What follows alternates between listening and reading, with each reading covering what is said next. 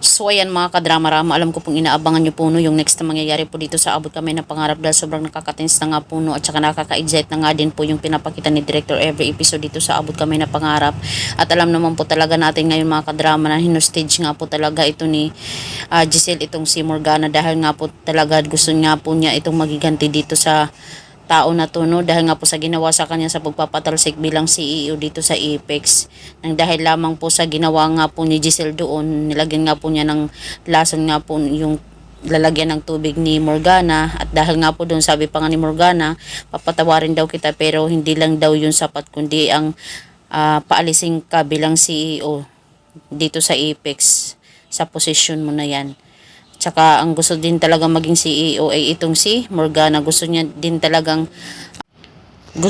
siya talaga yung pumalit sa posisyon nga po ni Giselle. At dahil nga po dito, tapos itong si Giselle ay talagang kumalat pa yung video niya dahil sa sobrang nga pong sakit na naramdaman ni Giselle, yung nawala yung posisyon niya, at saka nag-viral pa nga po siya, naging masama po siya sa mga tao, lalong-lalo na sa social media. Sobrang na-disappoint po, sobrang na-discourage nga po itong si Giselle. So ngayon talaga ay talagang hinostage nga po niya itong si Moira at dinala nga po niya ito doon sa farm.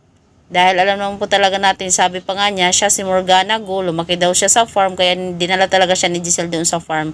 Kaya talagang ngayon itong si Moira or itong si Morgana ay talagang nagmamakaawa nga po talaga dito kay Giselle mga kadrama, na pakawalan siya, 'di ba? At sabi din talaga ni Moira na gagawin ko ang lahat, Giselle, kawalan mo lang ako. At sasabihin naman ni Giselle, totoo? Gagawin mo ang lahat para pakawalan lang kita? Kung sabihin kong umalis na kayo doon sa Apex kasama ng mama mo, kunin nyo na yung shares nyo, okay ba yan sa'yo? Diba? Yung mga ganyan ba?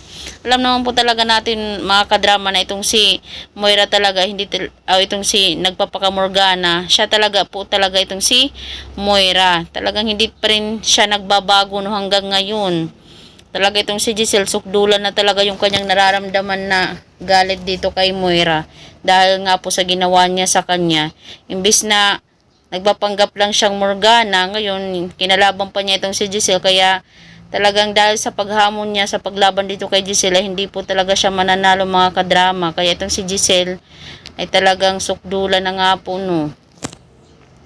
Kaya mga kadrama, abangan na lang po natin yung next na mangyayari po dito sa Abot Kamay na Pangarap. Yung magpapakilala nga po talaga itong si Giselle dito kay Morgana na siya po yung nagpa-hostage sa kanya. So ngayon ay wala nga po talagang magagawa pa ngayon si Morgana dahil nga po nasa kamay nga po siya ni Giselle. Pero siguro gagawa yung nanay niya na si Madam Chantal tsaka yung mga tauhan niya para mahanap talaga itong si Moira. Siguro hihingi pa ng pabuya sa makakahanap kay Moira.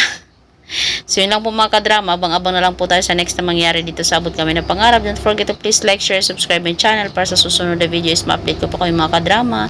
Thank you so much again. Bye! Abangers!